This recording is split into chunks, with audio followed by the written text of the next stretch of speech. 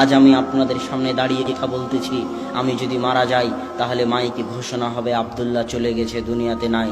অথচ আমার হাত, আমার পা, আমার চুল, আমার নাক, আমার মুখ সব কিছুই আছে, তারপরও মানুষ বলতেছে আমি নাকি চলে গেছি। তার মানে আমি এতক্ষণ যে কথা বলছিলাম, তো আমার ভিতরে একটা রূহ ছিল, ওই রূহটা আমার ভিতর থেকে চলে যাবে। ওই রূহটা যেখানে যাবে সেখানে বিচার হবে, ওই রূহটা যেখানে গেছে সেখানে বিচার হবে। অতএব বিচার সত্য, অতএব কিয়ামত সত্য, পরকাল সত্য। যে আল্লাহ আপনাকে প্রথমবার বানিয়েছে তার জন্য দ্বিতীয়বার বানানো সহজ। তাই বুদ্ধিমত্তার পরিচয় দিন, নিজের জন্য কিছু করুন, নিজের স্বার্থ বুঝতে শিখুন, স্বার্থপর হয়ে নিজের জন্য কিছু করুন। সন্তান সন্ততি মানুষজন বাড়িঘর অনেক করেছেন, এবার একটু পরকাল কিয়ামতে নিজের জন্য কি নিয়ে যাচ্ছেন তা একটু দেখুন। এই জন্যই কিন্তু আল্লাহ আপনাকে সৃষ্টি করেছে, ওমা খালাকতুল জিন্না ওয়াল ইনসা ইল্লা লিয়াবুদুন। মানুষ এবং জিনকে সৃষ্টি করেছি শুধু আমার ইবাদত করার জন্য। সকাল থেকে সন্ধ্যা পর্যন্ত, জন্ম থেকে মৃত্যু পর্যন্ত মানুষ শুধু আমার ইবাদত করবে, আমার জিকির আজকার করবে, আমার তাসবিহ তাহলিল করবে, এটাই মানুষের কাজ। তাহলে খাওয়া দাওয়া, চাকরি বাকরি, বেঁচে থাকতে খাওয়া লাগে তাই খাবে। কথা মনে হয় বুঝাতে পারি? বেঁচে না খেলে তো বেঁচে থাকবে না, বেঁচে থাকতে খাওয়া লাগে তাই খাবে। খেতে হলে একটু চাকরি করা লাগে তাই চাকরি করবে। কিন্তু আসল কাজ কি? কথা বলেন না যে আসল কাজ কি? ইবাদত করা। আসল কাজ এই চাকরি বাকরি, জমি জায়গা, এগুলো আসল কাজ নয়। এগুলো বাঁচতে হবে তাই করতেছেন, না হলে মরে যাবেন দুনিয়াতে। বাঁচতে হবে তাই করতেছেন। আসল কাজ হচ্ছে ইবাদত করা, আসল কাজ জিকির আজকার করা। কিন্তু আল্লাহ জানে দুনিয়ার মানুষ 24 ঘন্টা আল্লাহর জিকির আজকার করতে পারবে না। মুসা আলাইহিস সালাম জানতেন দুনিয়ার মানুষ 24 ঘন্টা 50 ওয়াক্ত সালাত আদায় করতে পারবে না। এই জন্য আল্লাহ বলেছেন ওয়া আকিমিস সালাতা লিযিকরি। দুনিয়ার মানুষ আমি জানি তোমরা 24 ঘন্টা পারবে না, তবে অন্তত পক্ষে, নিম্ন পক্ষে, যে কোনো মূল্যে সারাদিনে 5 বার আমি আল্লাহ আমাকে স্মরণ করিও। আল্লাহু আকবার। স্মরণ করলে আল্লাহর কোনো উপকার আছে তা নয়, স্মরণ করলে আপনারই উপকার আছে। আজকে আমাদের আলোচনার যেটা মূল বিষয়বস্তু, সেটা হচ্ছে আপনি যা করেন না কেন আপনারই উপকার। স্মরণও যদি করেন তো আপনারই উপকার। ইউনূস আলাইহিস সালাতু ওয়াস সালাম যখন মাছের পেটে ছিল তখন তিনি বলেছিলেন লা ইলাহা ইল্লা আনতা সুবহানাকা ইন্নী কুনতু মিনাজ জালিমিন।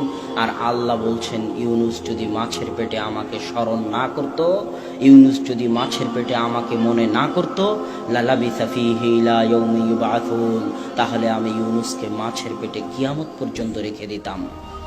আল্লাহ বলছেন ফাযকুরুনি আযকুরুকুম। দুনিয়ার মানুষ, তুমি আটলান্টিক মহাসাগরের অতল গহ্বরে, আফ্রিকার জঙ্গলের অতল গহ্বরে, বিশাল মরুভূমিতে নির্জন যেখানে থাকো না কেন, যখন থাকো না কেন, তুমি একটা নগণ্য সৃষ্টিজীব হওয়ার পরও আমি মহাপরাক্রমশালী আল্লাহকে যদি স্মরণ করো, যেখান থেকে স্মরণ করবে, যখন স্মরণ করবে, আমি আল্লাহ তখনই সাড়া দিব।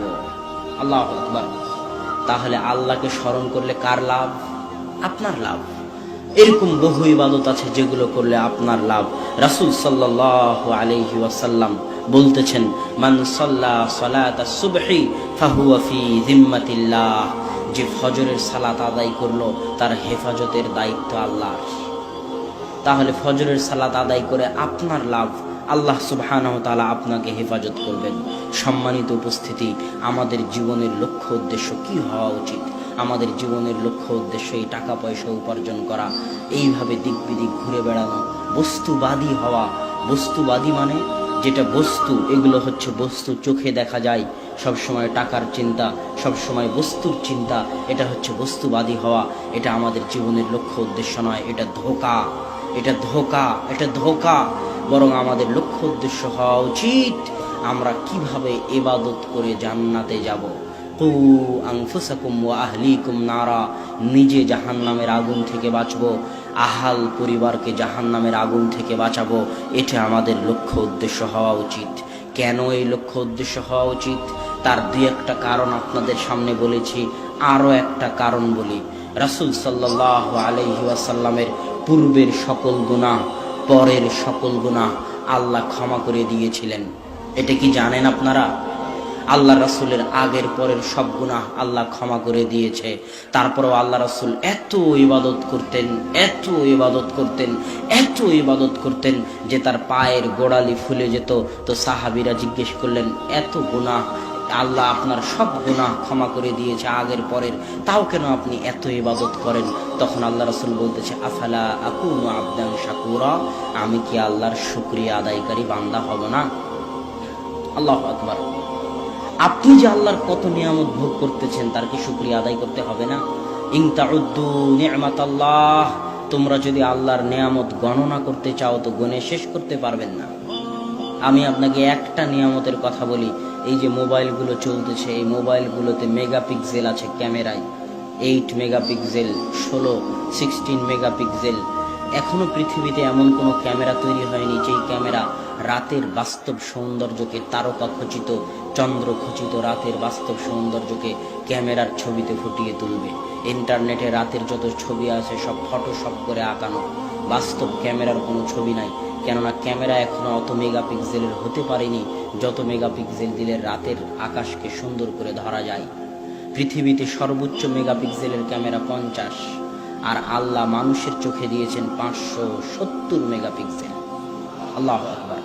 এই জন্য মানুষ এই চোখ দিয়ে রাতের আকাশকে উপভোগ করতে পারে। এই জন্য বাস্তব ছবিতে যেটা আপনি দেখেন অনেক সুন্দর, ওই জায়গায় যখন আপনি নিজে চোখে দেখতে যান তখন অত সুন্দর মনে হয় না। কেননা যেই ক্যামেরা দিয়ে তোলা হয়েছিল তার পাওয়ার ছিল কম, আর আল্লাহর দেওয়া যে ক্যামেরা দেখতেছে এর পাওয়ার হচ্ছে বেশি। এই জন্য ভুল ত্রুটি, খুঁটিনাটি, খুঁতগুলো ওই চোখের সামনে ধরা পড়ে যায়, এই জন্য অত ভালো লাগে না। আর ক্যামেরার অত ক্ষমতা নাই, এই জন্য ক্যামেরা শুধু ভালো ভালো জায়গাটুকু ধরে নেয়, আর দেখতে তখন সুন্দর লাগে ছবিতে, বাস্তবে গেলে অত সুন্দর লাগে না। আল্লাহর দেওয়া এই একটা চোখের আপনি নিয়ামতের শুকরিয়া আদায় আজীবন, সারা জীবন করতে পারবেন না। সকাল সন্ধ্যা আল্লাহর খাচ্ছেন, আল্লাহর জমিনে বসে আছেন, আল্লাহর দেওয়া রৌদ্রের আলো ভোগ করতেছেন, আল্লাহর দেওয়া অক্সিজেন, মেডিকেলে গেলে অক্সিজেনের কত দাম দেখেন। তো আপনি কি আল্লাহর একটু শুকরিয়া আদায় করতে চান না? না নিমক হারাম হতে চান? নিমক হারাম বোঝেন? যার খায় তার গুণ গায় না, তাকে কি বলে? নিমক হারাম। মানুষ বড় নিমক হারাম। মানুষ যার খায় তার গুণ গায় না। মানুষ খায় আল্লাহর, পরে আল্লাহর, জমিনে থাকে আল্লাহর, আল্লাহর সূর্য, আল্লাহর আলো, আল্লাহর বাতাস, আল্লাহর অক্সিজেন, আল্লাহর জীবন, আল্লাহর মৃত্যু, আল্লাহর চোখ, আল্লাহর নাক, আল্লাহর কান, আল্লাহর মেধা, আল্লাহর বুদ্ধি, আল্লাহর টাকা পয়সা, আল্লাহর জমি জায়গা সব মানুষ ভক্ষণ করে। আর যখন দোয়া করার দরকার হয় তখন শাহজালালের মাজারে চলে যায়, আর যখন অসুখ হয় তখন তাবিজ কবজের কাছে চলে যায়। ওই মানুষই আবার বলে যে আমি সন্তান নিব না। তুই নেওয়ার কে, আল্লাহ যদি না দেয়? সম্মানিত উপস্থিতি, এই জন্য মানুষ বড় নিমক হারাম। মানুষের উচিত শুকর গুজার হওয়া। এটাই আল্লাহ বলেছেন, ওয়াশকুরুলি ওয়ালা তাকফুরুন, তোমরা আমার শুকরিয়া আদায় করো, তোমরা আমার শুকরিয়া আদায় করো। তাই আল্লাহর শুকরিয়া আদায় করণার্থে আপনাদের উচিত আল্লাহ সুবহানাহু ওয়া তাআলার ইবাদত করা, বুদ্ধিমত্তার পরিচয় দিয়ে নিজের জন্য কিছু নিয়ে যাওয়া। 2, আল্লাহর ইবাদত আপনি কেন করবেন? আল্লাহর ইবাদত এই জন্য করবেন যে আপনার যে আত্মা আছে, এই আত্মা সর্বদা ছটপট করে গুনাহের কারণে। কিসের কারণে? গুনাহের কারণে। দলিল, আপনি আয়াতে বলতেছেন, রব্বানা যালামনা আনফুসানা ওয়া ইল্লাম তাগফির লানা ওয়া তারহামনা লানাকুনান্না মিনাল খাসিরিন। হে আল্লাহ, আমি আমার নিজের আত্মার উপর অত্যাচার করেছি। রব্বানা জালামনা মানে কি জানেন?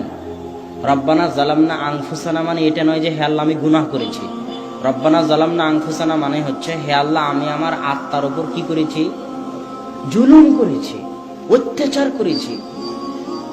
তার মানে আপনি যতবার পাপ করেন, যতবার গুনাহ করেন, আপনার আত্মার উপর একটা কালো দাগ পড়ে যায়। আত্মা ছটফট করতে থাকে, অস্থির হয়ে যায়, হতাশ হয়ে যায়, চিন্তাযুক্ত হয়ে যায়। কেননা ওই আত্মাকে তো আল্লাহ সৃষ্টি করেছে, সে আল্লাহর দিকে ফিরে যেতে চায়।